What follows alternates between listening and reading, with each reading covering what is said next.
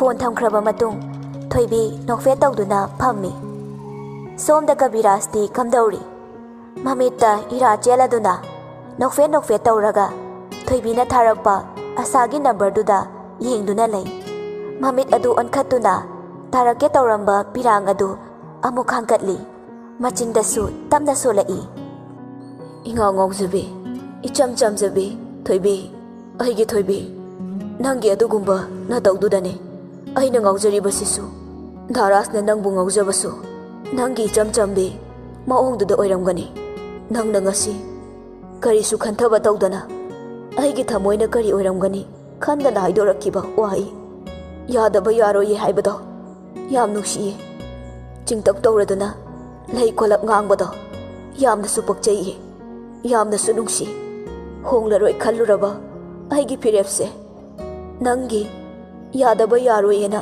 हाइरक्पा मिकुप्तुदा मांखिबदौना तौवे अदुमगना अई आसागी प्रपोजल दो यागे हाइदोक्किबने थोइबी अहिना अई ओइख्रबसु नंगदे नुंगाय याइफना पानबो ओयुको अहिना नंगबु तसेंगना नुक्सिखिबमक्ता ओइरबदे धारास का नंग तेक्ता कायदना नुंसी पंथुंग यौबो ओइसनो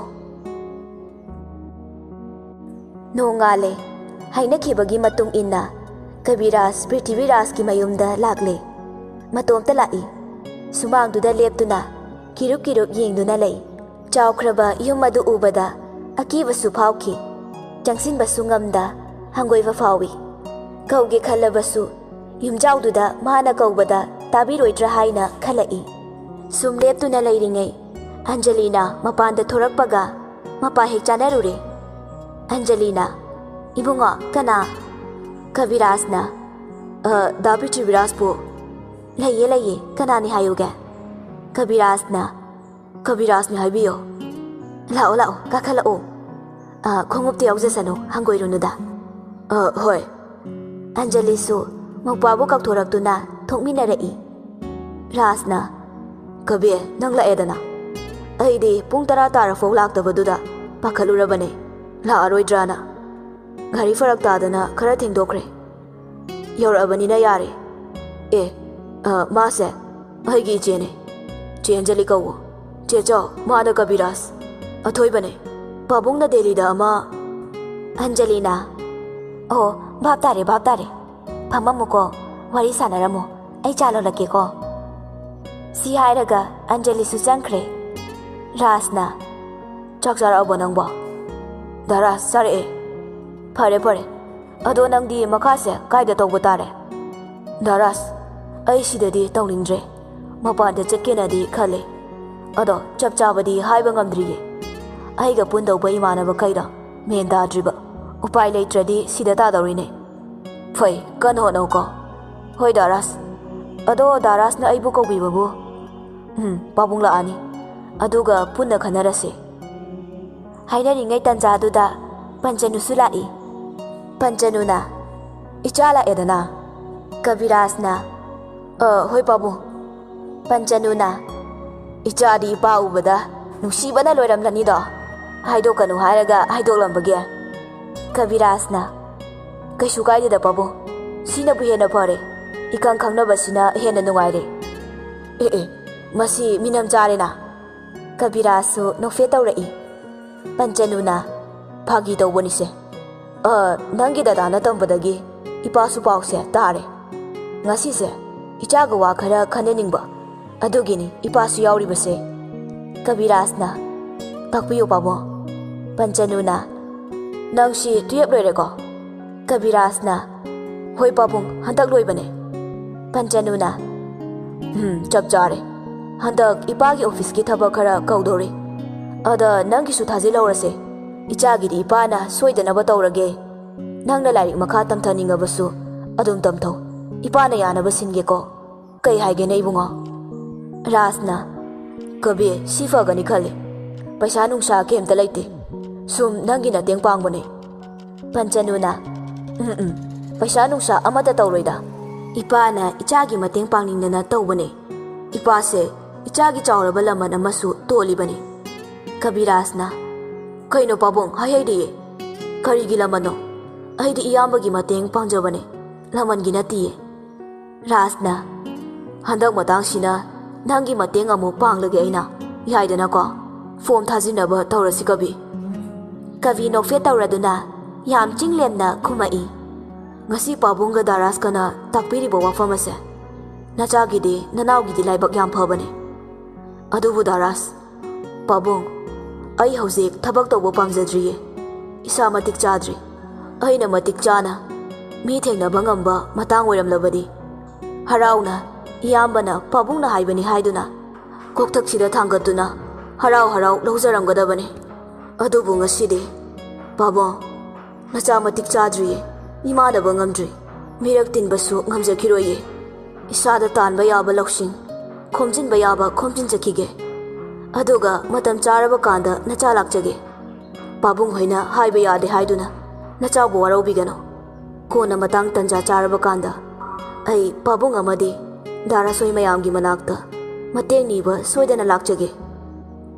angang oiserabasu yam singna pirakpa pakum oibana राजका पंचनुगा खुंफम खंगलमदे तुमिना लाइनै कबीना मखा तारई बाबा दारास नचाबु वारौबिगनुको पंचनुना वारौदे करिगी वारौदौरिबनो वारौदे फरे इचागी थमोइनबु अदु यौरबदे इपाना करी हाइरुनी अदुबु नंगना दरकार लैरबा मतमदा इपा होइबु निसिंगला उको इचागी दमक थोंग लाउना हांगदुना लैदी हाइबसे कावगनुको थोइबा कबीरासना होय पाबुंग पाबुंग होइना नचागिदमक लेपिरिङैदा इसादा अकिबा अमता लैतिये दारासपुसो पोकमिनबि यामनि खंजरिबने अइना दरकार लैबा मतमदा चेलकदौरिबने पंचनुना इपागे थोइबा पेले इचागी वाताबदा इपा पेले कबीरासना पाबुंग ऐसे इमानब खरसु उनगदौबा लैबने ngasiगidi हन्नबा तौरगे नोंग फजना लागे राजना ngaiko cha thakuo ai thinbige se yarani daras ai adum chalage rasna ngangkhre ai thinge phamomta che chao cha do loi dribo thenge phamu kabi puthora ani asumna matam khara haukhre chahi taret ki matung dani tomthin ngan bana as papa sitalida mina ai sita deba राजना हाउने कई हाइबनो पपा तहौद्रे तोमथिन गानबना असि फुरितसे लिटपियोबा आई हैतेबा कदाई लिथोके इचा थोइगी फुरित पपाने लिटपिगे तोमथिन गानबना सि अंगौबसे खुदां खुद याउदबिसे सि हाना लिटलोबा अदुगा ममाना सुमाई तौरगा साबा फिदो अदु मु लिटलोबा आई असि याम पामजैये मरोल सुबै सुदबोय चाही अहुमुक्ता ngairiba macha ibungo tomthin ganbana ngangbadu taraga ras nofe tawduna macha gi fruit litpiri tomthin ganbana hairibadu atai bunatte fruit white color gi full sleeve aduga mama na lonbiba half sweater duni litpal oiraduna mapada mu hairei papa ai jeans set ke ko yo tanaba hoi kadai macha thoi gi jeans to oh sida lairese से तोमथिन गानबना पपा ना गाउब्रा आई खोंगाव मचा सेट्रिये ममाना चैबने खोंगाव मचा सेट्रदे राजना इसे यारे को खोंगुप्ती करम तोंगदोइनो पपा दौदौना लैबिबा अमा मिसना बोयदा चुमेना खोटपा मानबा यावबसे red मचू से तोंगेबा सिरो नाइकी से अदुदो पपा मिसना बोयदा चुमेना खोटपागा मानैको मानै से मचागी खोंगुप तोंगे से ओके यारे फजरे चादे दौदौदने बोबोक्ता फजबरे हलुरा चलो तोमथिन गानबना होय पपा सुलोसिलेको आई ngaइबे याम तल्लेबा सी हाइरगा चेनखिरमी मचागी मतौदु उरगा रास नोक्तुना लैहौवी थोइबीसु थबक लोइसिलमलगा मथक्ता काखलई थोइबीना मचा थोइसे तमना चलोगा यादे चेनख्रेने तौरिसे फी सेटपियोना सेटख्रबने मबोका मपुगदा उटकनेना चटख्रेने अइंगोदा लोइसिलमु ngaइबा तल्लीगा हाइरमगा हैमा दादासु लोइसिनबा तौबिरो अमता ngaइखोदा अमता फमुसे कैदौरगे थेंख्रनिये अगांग हेक यावबदगे इबानी केनबा अमता फंगद्रे अगांगसु लेते ngayak केनसे ꯑꯁ ꯇꯟꯖꯗ꯭ꯔꯣ ꯗꯗꯥ ꯑꯝꯇ ꯄꯛꯇꯦꯁꯦ ꯂꯣꯏꯁꯤꯜꯂꯣꯕ ꯆꯥꯛꯀꯧ ꯃꯌꯥꯒꯤ ꯃꯤꯁꯨ ꯆꯤꯜꯂꯝꯅꯤꯌꯦ ꯈꯔ ꯉꯟꯅ ꯆꯠꯁꯦꯕ ꯑꯁ ꯅꯨꯄꯤ ꯅꯪꯁꯤꯗꯤꯕꯀꯣ ꯍꯧꯒꯠꯂꯣꯕ ꯁꯤ ꯍꯥꯏꯔꯒ ꯔꯥꯖꯄꯨ ꯆꯤꯡꯈꯠꯂꯤ ꯍꯧꯒꯠꯀꯦꯁꯦ ꯊꯥꯗꯣꯛꯑꯣꯕ ꯔꯥꯖꯁꯨ ꯇꯞꯅ ꯍꯧꯒꯠꯂꯛꯏ ꯑꯗꯨꯒ ꯊꯣꯏꯕꯤꯒꯤ ꯇꯨꯡꯗ ꯀꯣꯟꯁꯤꯜꯂꯛꯇꯨꯅ ꯇꯞꯅ ꯍꯥꯏꯔꯛꯏ ꯅꯨꯡꯁꯤꯕꯅ ꯃꯃꯥꯁꯦ ꯅꯍꯥꯟꯋꯥꯏꯗꯒꯤ ꯍꯧꯖꯤꯛꯅ ꯍꯦꯟꯅ ꯅꯨꯡꯁꯤꯔꯛꯑꯦꯗ ꯇꯧꯔꯤꯁꯦ ꯃꯁꯛꯀꯁꯤꯅ ꯐꯖꯈꯠꯂꯛꯏꯕ ꯔꯥꯁꯤꯅ ꯃꯔꯣ ꯑꯃ ꯂꯩꯈꯠꯂꯛꯏꯕ ꯆꯥꯊꯣꯛꯅꯤꯡꯉꯤꯗ ꯑꯣꯏꯕ ꯍꯣ ꯑꯩ ꯆꯥꯊꯣꯛꯑꯒ ꯑꯇꯣꯝꯕꯤ ꯑꯃ ꯊꯤꯍꯧꯒꯦ ꯍꯥꯏꯔꯣ ꯍꯩꯠ ꯅꯆꯤꯟ ꯅꯌꯥ ꯀꯦꯟꯗꯧꯕ ꯋꯥꯗꯣ ꯌꯥꯝ ꯉꯥꯡꯅꯨꯀꯣ ꯍꯪ ꯍꯥꯏꯌꯨꯅꯦ ꯅꯪꯕꯣ ꯍꯪ ꯁꯦꯕ ꯊꯥꯗꯣꯛꯑꯣꯕ ꯊꯦꯡꯈ꯭ꯔꯅꯤꯕ ꯂꯣꯏꯁꯤꯟꯅꯕ ꯇꯧꯔꯣꯕ ꯑꯩꯁꯨ ꯂꯣꯏꯁꯤꯜꯂꯒꯦ ꯐꯨꯔꯤꯠ ꯄꯤꯔꯛꯑꯣ ꯂꯣꯏꯁꯤꯜꯂꯒꯦ ꯁꯤ ꯍꯥꯏꯔꯒ ꯊꯣꯏꯕꯤꯒꯤ ꯈꯖꯥꯏꯗ ꯔꯥꯖꯀꯤ ꯆꯤꯝꯕꯥꯜ ꯑꯗꯨ ꯇꯞꯅ ꯊꯝꯂꯛꯏ ꯑꯗꯨꯒ ꯀꯣꯜꯂꯤꯕꯗꯨ ꯊꯥꯗꯣꯛꯈ꯭ꯔꯦ ꯊꯣꯏꯕꯤꯁꯨ ꯎꯄꯨꯗꯒꯤ ꯔꯥꯖꯀꯤ ꯐꯤꯔꯣꯜ ꯂꯧꯊꯣꯛꯇꯨꯅ ꯄꯤꯔꯝꯃꯤ ꯑꯗꯨꯒ ꯃꯥꯁꯨ ꯂꯣꯏꯁꯤꯟꯕ ꯍꯧꯈ꯭ꯔꯦ ꯑꯁꯨꯝꯅ ꯀꯦꯕ ꯂꯣꯏꯔꯗꯨꯅ ꯐꯤꯁꯨ ꯍꯣꯡꯕ ꯂꯣꯏꯔꯦ ꯗꯗꯥ ꯀꯨꯝꯃꯁꯤꯔꯥ ꯍꯩꯃꯥ ꯗꯗꯥ ꯀꯩꯅꯣ ꯁꯤꯕꯣ ꯍꯥꯎ ꯑꯁ ꯊꯣꯏꯕꯤ ꯅꯪꯁꯦ ꯁꯥꯊꯤꯅ ꯐꯖꯩꯍꯦ ꯉꯁꯤꯗꯤ ꯍꯣꯏꯁꯦ ꯗꯗꯥꯒꯤ ꯅꯨꯄꯤ ꯑꯣꯏꯗꯧꯔꯤꯅꯦ ꯀꯨꯝꯃꯁꯦꯕ ꯂꯥꯛꯑꯣꯕ ꯍꯣꯏꯁꯦ ꯑꯩꯕꯨ ꯀꯣꯠꯇꯣ ꯂꯤꯠꯈꯤꯕꯅ ꯐꯗꯧꯔꯤꯕ꯭ꯔꯥ ꯏꯪꯉꯤꯅꯦ ꯁꯤꯗ ꯂꯩꯔꯁꯦ ꯊꯣꯏꯕꯤꯅ ꯔꯥꯖꯀꯤ ꯀꯣꯠꯇꯨ ꯂꯤꯠꯁꯤꯟꯕꯤꯔꯝꯃꯤ ꯑꯗꯨꯒ ꯃꯈꯣꯏ ꯑꯅꯤꯁꯨ ꯀꯨꯝꯊꯔꯛꯂꯦ ꯄꯟꯆꯅꯨꯅ ꯃꯃꯥꯒ ꯄꯄꯥꯒꯗꯨꯕꯨ ꯂꯣꯏꯗ꯭ꯔꯤꯖꯥꯠꯂꯣ ꯀꯨꯏꯈ꯭ꯔꯦꯗ ꯃꯁꯨꯕꯨ ꯀꯨꯏꯅ ꯉꯥꯏꯍꯜꯂꯤꯗ ꯇꯣꯝꯊꯤꯟꯉꯥꯟꯕꯅ ꯑꯩꯅꯀꯣ ꯁꯥꯎꯗꯅ ꯃꯇꯣꯝꯇ ꯆꯠꯇꯣꯏꯅꯤ ꯌꯦꯡꯉꯣ ꯊꯣꯏꯕꯤꯅ ꯂꯥꯛꯑꯦ ꯃꯃꯥ ꯂꯥꯛꯑꯦ ꯏꯆꯥ ꯉꯥꯏꯕꯗ ꯋꯥꯔꯝꯂꯅꯤ ꯇꯣꯝꯊꯤꯟꯉꯥꯟꯕꯅ ꯃꯃꯥ ꯅꯪ ꯀꯨꯏꯌꯦ ꯑꯌꯥ ꯃꯃꯥ ꯌꯥꯝ ꯐꯖꯩꯌꯦ ꯄꯄꯥ ꯃꯃꯥꯁꯤ ꯌꯥꯝ ꯐꯖꯩꯌꯦ ꯔꯥꯖꯅ ꯏꯆꯥꯁꯨ ꯐꯖꯩ ꯉꯁꯤꯗꯤ ꯇꯣꯝꯊꯤꯟꯉꯥꯟꯕꯅ ꯄꯄꯥ ꯐꯣꯟ ꯄꯤꯌꯣ ꯃꯃꯥꯒ ꯑꯩꯒ ꯐꯣꯇꯣ ꯀꯥꯞꯄꯤꯌꯣ ꯔꯥꯖꯅ ꯍꯣꯏ ꯀꯥꯞꯊꯣꯛꯀꯦ ꯊꯣꯏꯕꯤꯅ ꯑꯁ ꯃꯄꯥ ꯃꯆꯥ ꯆꯞ ꯍꯦꯛ ꯃꯥꯟꯅꯖꯩꯗ ꯔꯥꯙꯦꯅ ꯃꯁꯨꯊꯣꯏ ꯄꯄꯥꯒ ꯃꯃꯥꯒꯒꯤ ꯃꯅꯥꯛꯇ ꯄꯨꯟꯅ ꯂꯦꯞꯄꯣ ꯕꯣꯕꯣꯛ ꯀꯥꯞꯄꯤꯔꯛꯀꯦ ꯐꯣꯇꯣꯗꯣ ꯇꯣꯝꯊꯤꯟꯉꯥꯟꯕꯅ ꯑꯗꯨ ꯌꯥꯏꯌꯦ ꯕꯣꯕꯣꯛꯁꯦ ꯌꯥꯝ ꯁꯤꯡꯉꯦ ꯕꯣꯕꯣꯛ ꯐꯣꯟꯁꯦ ꯃꯁꯨꯒꯤ ꯋꯥꯗꯨ ꯇꯥꯕꯗ ꯃꯌꯥꯝꯗꯨ ꯋꯥ ꯂꯥꯎꯅ ꯅꯣꯛꯏ ꯑꯁꯨꯝꯅ ꯐꯣꯇꯣ ꯀꯥꯞꯄꯁꯨ ꯂꯣꯏꯔꯗꯨꯅ ꯃꯈꯣꯏ ꯑꯍꯨꯝ ꯕꯖꯥꯔ ꯇꯝꯅ ꯆꯠꯅꯕ ꯊꯣꯔꯛꯏ ꯄꯟꯆꯅꯨꯅ ꯅꯤꯡꯊꯤꯅ ꯆꯠꯂꯨꯀꯣ ꯃꯁꯨ ꯄꯄꯥꯒ ꯃꯃꯥꯒꯗꯨ ꯁꯦꯟꯅꯧꯀꯣ ꯑꯃꯨꯛ ꯇꯥꯍꯧꯅꯤ ꯇꯣꯝꯊꯤꯟꯉꯥꯟꯕꯅ ꯍꯣꯏ ꯗꯗꯧꯁꯨ ꯌꯨꯝ ꯁꯪꯉꯝꯃꯨꯀꯣ ꯂꯩꯀꯥꯏ ꯀꯣꯏꯅꯨꯀꯣ ꯕꯣꯕꯣꯛ ꯗꯗꯧꯗꯨ ꯆꯠꯍꯟꯅꯨꯀꯣ ꯃꯌꯥꯝꯗꯣ ꯑꯃꯨꯛꯀꯁꯨ ꯋꯥ ꯂꯥꯎꯅ ꯅꯣꯛꯏ ꯊꯣꯏꯕꯤꯅ ꯏꯃꯥ ꯄꯥꯕꯨꯡ ꯆꯠꯂꯨꯈꯤꯒꯦ ꯃꯈꯣꯡ ꯁꯣꯛꯅ ꯈꯨꯔꯨꯝꯃꯤ ꯔꯥꯙꯦꯅ ꯆꯠꯂꯣ ꯑꯁꯨꯝꯅ ꯃꯈꯣꯏꯁꯨ ꯕꯖꯥꯔ ꯌꯧꯔꯦ ꯄꯣꯠ ꯆꯩ ꯂꯩꯕ ꯌꯥꯕ ꯂꯩꯔꯕ ꯃꯇꯨꯡ ꯇꯣꯝꯊꯤꯟꯒꯤ ꯆꯥꯛꯀꯧꯕ ꯆꯠꯄꯗ ꯁꯦꯠꯅꯕ ꯈꯣꯡꯒ꯭ꯔꯥꯎ ꯑꯃꯒ ꯐꯨꯔꯤꯠ ꯑꯃꯒ ꯂꯩꯈꯤꯁꯤ ꯍꯥꯏꯗꯨꯅ ꯗꯨꯀꯥꯟꯗ ꯆꯪꯉꯤ ꯃꯈꯜ ꯀꯌꯥꯒꯤ ꯐꯨꯔꯤꯠ ꯐꯤꯔꯣꯜꯁꯤꯡꯗꯨ ꯌꯦꯡꯉꯤ ꯅꯥꯀꯜꯗꯒꯤ ꯅꯨꯄꯥ ꯑꯃꯅ ꯗꯥꯔꯥꯖ ꯗꯥ ꯄ꯭ꯔꯤꯊꯤꯕꯤꯔꯥꯖ ꯅꯠꯇ꯭ꯔꯣ ꯔꯥꯖꯀ ꯊꯣꯏꯕꯤꯒꯁꯨ ꯄꯨꯟꯅ ꯂꯩꯊꯣꯔꯛꯏ ꯔꯥꯖꯅ ꯀꯕꯤꯔꯥꯖ ꯅꯠꯇ꯭ꯔꯣ ꯀꯕꯤꯔꯥꯖꯅ ꯃꯥꯅꯦ ꯗꯥꯔꯥꯖ ꯑꯩ ꯈꯪꯗ꯭ꯔꯕꯣ ꯏꯆꯦ ꯅꯪꯗꯤ ꯌꯥꯝ ꯍꯣꯡꯉꯝꯃꯦꯗꯅ ꯅꯆꯥꯗꯨꯁꯨ ꯆꯥꯎꯈꯠꯂꯝꯃꯦ ꯌꯥꯝꯅ ꯀꯥꯏ ꯆꯠꯂꯨꯕꯅꯣ ꯅꯪꯕꯣ ꯀꯕꯤꯔꯥꯖꯅ ꯑꯉꯥꯡꯈꯩꯒꯤ ꯐꯤꯔꯣꯜ ꯌꯦꯡꯉꯝꯕꯅꯦ ꯍꯩꯃꯥ ꯊꯣꯏꯕꯤ ꯑꯩꯗꯤ ꯎꯔꯨꯗ꯭ꯔꯦꯗꯅ ꯊꯣꯏꯕꯤꯅ ꯀꯕꯤ ꯌꯥꯝ ꯍꯣꯡꯉꯝꯃꯦ ꯇꯣꯝꯊꯤꯟꯉꯥꯟꯕꯅ ꯃꯃꯥ ꯑꯁꯤ ꯄꯥꯝꯃꯦ ꯁꯤ ꯌꯣ ꯇꯥꯏꯌꯦ ꯐꯨꯔꯤꯠꯇꯨ ꯄꯥꯏꯗꯨꯅ ꯂꯩꯊꯣꯔꯛꯏ ꯀꯕꯤꯔꯥꯖꯅ ꯁꯤꯅ ꯌꯥꯝ ꯆꯥꯎꯔꯝꯃꯦ ꯊꯣꯏꯕꯤ ꯃꯃꯤꯠꯁꯦ ꯅꯪ ꯃꯥꯜꯂꯦ ꯐꯖꯅ ꯍꯩꯖꯤꯜꯂꯦꯍꯦ ꯃꯁꯛꯅ ꯃꯄꯥ ꯂꯧꯔꯦ ꯇꯣꯝꯊꯤꯟꯉꯥꯟꯕꯅ ꯄꯄꯥ ꯃꯥꯅ ꯀꯅꯥꯅꯣ ꯔꯥꯖꯅ ꯃꯥꯁꯦ ꯃꯥꯃꯣꯅꯦ ꯃꯥꯃꯣ ꯀꯧꯋꯣ ꯇꯣꯝꯊꯤꯟꯉꯥꯟꯕꯅ ꯃꯥꯃꯣ ꯀꯕꯤꯔꯥꯖꯅ ꯍꯥꯎꯅꯦ ꯏꯆꯥꯕꯨ ꯁꯤꯒꯤ ꯐꯨꯔꯤꯠꯁꯦ ꯄꯥꯝꯕ꯭ꯔꯣ ꯃꯥꯃꯣ ꯂꯩꯕꯤꯒꯦ ꯍꯥꯏꯔꯣ ꯅꯪ ꯄꯩꯁꯥ ꯄꯥꯏꯕ꯭ꯔꯣ ꯀꯕꯤꯔꯥꯖꯅ ꯃꯁꯤ ꯑꯉꯥꯡꯁꯦ ꯌꯦꯡꯉꯨꯅꯦ ꯄꯥꯏꯌꯦ ꯂꯩꯒꯦ ꯃꯥꯃꯣꯅ ꯂꯩꯊꯣꯛꯀꯦ 이붕어 ꯁꯤ ꯄꯦꯛꯀꯤꯡ ꯇꯧꯕꯤꯔꯣ ꯄꯩꯁꯥꯗꯣ ꯁꯤꯗꯒꯤ ꯂꯧꯕꯤꯔꯣ ꯌꯥꯔꯦꯀꯣ ꯑꯗꯣ ꯑꯩ ꯅꯪꯒꯤ ꯃꯤꯡ ꯈꯪꯗ꯭ꯔꯤꯕꯣ ꯇꯣꯝꯊꯤꯟꯉꯥꯟꯕ ꯀꯧꯋꯦ ꯀꯕꯤꯔꯥꯖꯅ ꯌꯥꯝ ꯐꯖꯩꯕꯣ ꯔꯥꯖꯅ ꯀꯕꯤ ꯅꯪꯕꯨ ꯍꯧꯖꯤꯛ ꯀꯥꯏꯗ ꯂꯩꯔꯤꯒꯦ Kaviraj Rajna hanglibadugꯤ pakhum pirei. Daraj, ai Mumbai da laiye. Rajna, Mumbai da kari tauriba. Daraj, thabak macha ama sum. Oh, phaine. Daraj na kai da purige. Sanjen thong da laiye. Thoibi su tare, mafam pulle. Aduna dum fare da. Punna chatpasu yare. Halakpasu punna halakminaba yare. Dada, chalasi loire.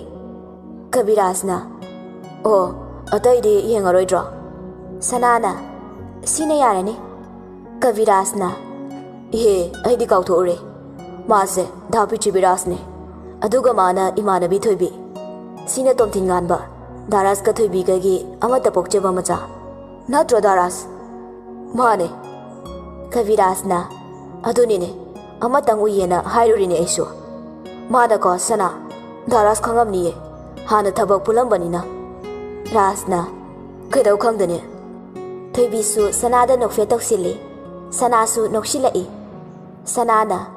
Madam se. Ai hana okigum tauri. Haujikna sargi loinabi oirambasida. Aibu. Thoibina. Aibo. Oh, che Chanbigi mamanabi. Heima, Chanbi hoi manaktagiro. Mane. Ise, angawido uda kuirene. Kamai tawkrige mabo. Nupa mayumda nungaini laikreda. Oh. Tanjaduda Kaviraj ki ko lai. Kabina. Mayam sikeramda. Hello. Si hairaga thokre. Rasu machana chapo laibiyo haiduna. Ningai tawrakpadagi thokre. Thoibina. Kabigi loinabi. Sanada. Natiye. Thoibidu sanada haifeding lai. Thoibigi mityengi atra bhab taraduna. Sanana hairei. Da kabidi ibungne. Manglu ragadaba aigi punsise. Mana kanbirakibane. Ibung sakna aibu nakon birakpana. Ngasi aina fivam siyawba ngamjaribane. Thoibi mamit anidu lauthorei. Adudi magi family na. Madam. As kaurakano. Ichera kainom kauroo. Natraga mingadum kauroo. Iche. Da kabidi hausifo mayung pandriye. Pandok sumandre. Kaino haisibo. Asengbane iche. Dadagi punsida ningba kaiva thaudo ama thoki haye. Maduna maram oiraga ma punsigi yum palaroi haiduna lekhre haye. Nangna kamaina. Iche. Aigi mongdo natei khara chadiye. Ibung yu ngawbaduna. Aibu otpanaiba. Nayum pankrona thina tawbiye. Aisu kari wakaldagino khangde. Yum thadoktuna sirage haiduna chenthorappada dhakabiga thingnaye. Mana ibu kanbibane. Counseling tawbiraduna makhoida machandongnaibu thambikibane. Aduga sarna thabak tawriba mafamduda aisu tawkiye. Iche dhakabise yam phabane. Thoibidi taranga machatkre. Mana asagi proposal yarege haiduna asagi number laukibaduna kamdokrabaza no haina khalai. Aduga mayum pandribana karigino haiduna khalai. Fumbangna duna lairingai Kaviraj tu hek changlai. Kaviraj da munna yengladuna Thoibina tapna hairei. Kabi nangna tawrisi kaino. Kidawrage Thoibe. Kaigino nangna hausi phawba yum pandribase. Aingonda kai hairamge. Kaviraj di Thoibigi wadu tabada sor asangba amba hondokladuna tapna hairei. Thoibe, aibu waraugano. Masi aigi firepne. Punsigi su honglaroi dawba. Aigi wasak ase thugaiba ngamloye Thoibe. Nangna aibu nangna haiba waduda yadaba yaroye hairabasu. Thoibe, ai yaba ngamlaroye. Aigi firep ase aigi wasakna pumnamak punkhre. Kabi, ai mamangdasu haikrabaduni. Aigi nungsibadi ani suba ngamloye. Amakak suknatagi amakaktamak oigadabane. Masina nungsibagi magunsu hengatle Thoibe. Nangna haiba yadi haiduna aibu waraunuko. Aigi wasak aigi firepna punchinkre. Kabi asadi. Masu mayum pankre. Aina nangondagi number lawidana. Aina mituda mangonda phone tawduna. Aigi asengba pumba haidokre. Masu aigi senglaba thamoido ubibra kaino. Hena dum harauna yarei. Aigi firepto lepnabak thumbu oisanu haiduna bor pibirei. Thoibi mamitu chena usilli. Aduga sordu tapna hondorei. Kavirajna aigi diningba thungle. Thoibe ꯅꯪꯒ ꯗꯥꯔꯥꯁꯀꯒꯤ ꯄꯨꯟꯁꯤꯁꯦ ꯎꯕꯗ ꯑꯩ ꯍꯥꯏꯅꯤꯡꯉꯥꯏ ꯂꯩꯇꯅ ꯅꯨꯡꯉꯥꯏꯌꯦ ꯇꯣꯝꯊꯤꯟ ꯉꯥꯟꯕ ꯎꯕꯁꯤꯅꯁꯨ ꯍꯦꯟꯅ ꯅꯨꯡꯉꯥꯏ ꯊꯣꯏꯕꯤ ꯃꯁꯤꯅꯤ ꯑꯩꯅ ꯄꯥꯝꯈꯤꯕꯁꯦ ꯅꯪꯅ ꯅꯨꯡꯉꯥꯏꯅ ꯁꯨꯃꯥꯏꯅ ꯂꯩꯕ ꯄꯨꯟꯁꯤꯁꯦ ꯎꯕ ꯐꯪꯍꯟꯕꯤꯌꯨ ꯍꯥꯏꯗꯨꯅ ꯏꯁꯣꯔꯗ ꯅꯤꯖꯔꯛꯄꯗꯣ ꯉꯁꯤꯗꯤ ꯎꯔꯦ ꯑꯩ ꯄꯦꯜꯂꯦ ꯊꯣꯏꯕꯤ ꯑꯩ ꯁꯤꯔꯕꯁꯨ ꯌꯥꯔꯦ ꯍꯩꯍꯩꯗꯤꯌꯦ ꯀꯕꯤ ꯑꯗꯨ ꯑꯗꯥ ꯈꯪꯗꯦ ꯑꯩ ꯉꯁꯤ ꯌꯥꯝ ꯅꯨꯡꯉꯥꯏꯌꯦ ꯁꯤ ꯍꯥꯏꯔꯒ ꯃꯄꯤꯗꯨꯁꯨ ꯇꯞꯅ ꯇꯥꯔꯛꯏ ꯑꯩꯈꯣꯏꯗ ꯆꯥꯛ ꯆꯔꯥ ꯑꯃ ꯆꯥꯁꯦ ꯑꯩ ꯆꯥꯛꯀꯧꯕ ꯂꯥꯛꯀꯦ ꯑꯩꯒꯤ ꯆꯟꯁꯅꯥꯒ ꯄꯨꯟꯅ ꯆꯥꯛꯀꯧꯖꯒꯦ ꯑꯩ ꯗꯥꯔꯥꯁꯇꯁꯨ ꯍꯥꯏꯒꯦꯀꯣ ꯌꯥꯏꯀꯣ ꯊꯣꯏꯕꯤ ꯌꯥꯏ ꯍꯥꯏꯕꯒꯤ ꯃꯑꯣꯡꯗ ꯃꯉꯛꯇꯨ ꯅꯣꯝꯃꯤ ꯔꯥꯖꯁꯨ ꯇꯣꯝꯊꯤꯟ ꯄꯝꯗꯨꯅ ꯂꯥꯛꯏ ꯀꯕꯤꯔꯥꯖꯅ ꯗꯥꯔꯥꯁ ꯅꯤꯉꯣꯜ ꯆꯥꯛꯀꯧꯕꯁꯦ ꯂꯣꯏꯔꯒ ꯊꯣꯏꯕꯤꯁꯦ ꯑꯩ ꯆꯥꯛꯀꯧꯖꯒꯦꯀꯣ ꯑꯁꯣꯝꯗ ꯆꯪꯗ꯭ꯔꯤꯀꯥꯟꯗ ꯔꯥꯖ ꯉꯛꯅ ꯀꯕꯤꯗ ꯌꯦꯡꯂꯛꯏ ꯀꯕꯤꯔꯥꯖꯅ ꯑꯩꯁꯦ ꯇꯣꯝꯊꯤꯟꯒꯤ ꯃꯥꯃꯣꯅꯦ ꯍꯥꯏꯕꯗꯥꯏ ꯑꯗꯨꯗꯤ ꯊꯣꯏꯕꯤꯁꯦ ꯑꯩꯒꯤ ꯏꯆꯜꯂ ꯑꯃꯗꯤ ꯑꯣꯏꯔꯅꯤ ꯑꯗꯨꯅ ꯆꯥꯛꯀꯧꯖꯒꯦ ꯗꯥꯔꯥꯁ ꯍꯣꯏ ꯀꯕꯤ ꯑꯩ ꯀꯣꯛ ꯉꯥꯎꯔꯦ ꯅꯪꯅ ꯇꯧꯔꯤꯁꯦ ꯗꯥꯔꯥꯁ ꯉꯥꯎꯔꯨꯅꯨ ꯑꯩ ꯅꯣꯡꯃ ꯆꯥꯛꯀꯧꯕꯒꯤ ꯄꯥꯎ ꯍꯥꯏꯕ ꯂꯥꯛꯑꯒꯦ ꯑꯗꯣ ꯉꯁꯤꯗꯤ ꯍꯟꯈ꯭ꯔꯒꯦ ꯗꯥꯔꯥꯁ ꯊꯦꯡꯈ꯭ꯔꯅꯦꯕ ꯍꯣꯏ ꯑꯩꯈꯣꯏꯁꯨ ꯍꯜꯂꯗꯧꯅꯦ ꯀꯕꯤꯔꯥꯖꯅ ꯇꯣꯝꯊꯤꯟ ꯆꯠꯂꯒꯦꯀꯣ ꯇꯣꯝꯊꯤꯟ ꯉꯥꯟꯕꯅ ꯃꯥꯃꯥ ꯕꯥꯏ ꯕꯥꯏ ꯀꯕꯤꯔꯥꯖꯅ ꯕꯥꯏ ꯊꯣꯏꯕꯤ ꯆꯠꯂꯨꯈꯤꯒꯦꯀꯣ ꯅꯨꯄꯥꯅ ꯅꯨꯡꯁꯤꯈꯤꯕ ꯍꯥꯏꯕꯁꯤꯁꯨ ꯑꯔꯥꯏꯕꯗꯤ ꯑꯣꯏꯗꯕꯅꯤꯀꯣ ꯄꯨꯟꯁꯤꯒꯤ ꯑꯣꯏꯕ ꯌꯥꯕꯅꯦ ꯆꯠꯂꯦꯀꯣ ꯊꯣꯏꯕꯤ ꯗꯥꯔꯥꯁ ꯆꯠꯂꯦ ꯁꯅꯥꯅ ꯗꯗꯥ ꯆꯠꯂꯨꯈꯤꯒꯦ ꯏꯆꯦ ꯇꯣꯝꯊꯤꯟ ꯆꯠꯂꯦꯀꯣ ꯑꯩꯈꯣꯏꯗ ꯑꯃꯨꯛ ꯂꯥꯛꯎꯀꯣ ꯁꯤ ꯍꯥꯏꯔꯒ ꯀꯕꯤꯒ ꯁꯅꯥꯒ ꯆꯠꯈ꯭ꯔꯦ ꯊꯣꯏꯕꯤꯗꯤ ꯀꯕꯤꯅ ꯑꯀꯣꯟꯕ ꯁꯣꯟꯊꯥꯡꯅꯅ ꯍꯥꯏꯔꯝꯕ ꯋꯥꯍꯩꯗꯨ ꯇꯥꯕꯗ ꯇꯔꯪ ꯑꯃꯗ ꯇꯥꯎꯗꯨꯅ ꯂꯩꯔꯤ ꯃꯥꯅ ꯍꯥꯏꯈꯤꯕ ꯋꯥꯍꯩꯗꯨꯃꯛꯅꯤ ꯊꯣꯏꯕꯤ ꯈꯜꯂꯨꯔꯒ ꯃꯇꯣꯝꯇ ꯏꯀꯥꯏꯕ ꯐꯥꯎꯔꯛꯈꯤ ꯍꯧꯈ꯭ꯔꯕ ꯊꯧꯗꯣꯛꯁꯤꯡꯗꯨ ꯑꯃꯃꯝꯇ ꯑꯣꯏꯅ ꯃꯤꯠꯃꯥꯡꯗ ꯎꯔꯛꯏ ꯔꯥꯖꯁꯨ ꯊꯣꯏꯕꯤꯅ ꯃꯪꯗꯨꯅ ꯂꯦꯞꯄꯗꯨ ꯎꯕꯗ ꯆꯪꯁꯤꯜꯂꯛꯇꯨꯅ ꯊꯣꯏꯕꯤ ꯀꯩꯗꯧꯔꯦ ꯍꯥꯎ ꯗꯗꯥ ꯆꯠꯂꯁꯤꯔꯥ ꯀꯩꯗꯧꯔꯒꯦ ꯃꯪꯉꯤꯗꯨꯕꯣ ꯀꯩꯁꯨꯝ ꯇꯧꯗꯤꯌꯦ ꯗꯗꯥ ꯆꯠꯂꯁꯤꯔꯥ ꯂꯥꯛꯑꯣ ꯂꯥꯛꯑꯣ ꯑꯁꯨꯝꯅ ꯃꯈꯣꯏꯁꯨ ꯈꯣꯡ ꯊꯥꯡꯗꯣꯛꯄ ꯍꯧꯋꯤ ꯊꯣꯏꯕꯤꯗꯤ ꯀꯕꯤꯒ ꯁꯅꯥꯒꯅ ꯆꯠꯈꯤꯕ ꯃꯥꯏꯀꯩꯗꯨꯗ ꯃꯅꯤꯡ ꯑꯣꯟꯊꯣꯛꯇꯨꯅ ꯍꯥꯏꯐꯦꯠꯁꯨ ꯌꯦꯡꯂꯗꯨꯅ ꯔꯥꯖꯀꯤ ꯃꯇꯨꯡ ꯏꯟꯅꯈ꯭ꯔꯦ ꯃꯇꯥꯡ ꯑꯁꯤꯗ ꯀꯟꯆꯟ ꯃꯨꯇꯨꯝꯒꯤ ꯌꯥꯗꯕ ꯌꯥꯔꯣꯏꯌꯦ ꯍꯥꯏꯔꯤꯕ ꯋꯥꯔꯤꯁꯤ ꯂꯣꯏꯁꯤꯟꯖꯔꯦ ꯋꯥꯔꯤ ꯑꯁꯤꯕꯨ ꯍꯧꯕꯗꯒꯤ ꯂꯣꯏꯕ ꯐꯥꯎꯕ ꯇꯥꯕꯤꯔꯤꯕ ꯂꯤꯁꯅꯔ ꯄꯨꯝꯅꯃꯛꯄꯨ ꯆꯦꯅꯦꯜ ꯑꯁꯤꯒꯤ ꯃꯥꯏꯀꯩꯗꯒꯤ ꯊꯥꯒꯠꯄ ꯐꯣꯡꯗꯣꯛꯆꯔꯤ ꯃꯊꯪꯗ ꯑꯃꯨꯛ ꯑꯅꯧꯕ ꯋꯥꯔꯤ ꯑꯃ ꯄꯨꯗꯨꯅ ꯂꯥꯛꯆꯒꯦ ꯃꯌꯥꯝ ꯄꯨꯝꯅꯃꯛꯅ ꯉꯥꯏꯕꯤꯔꯝꯃꯨ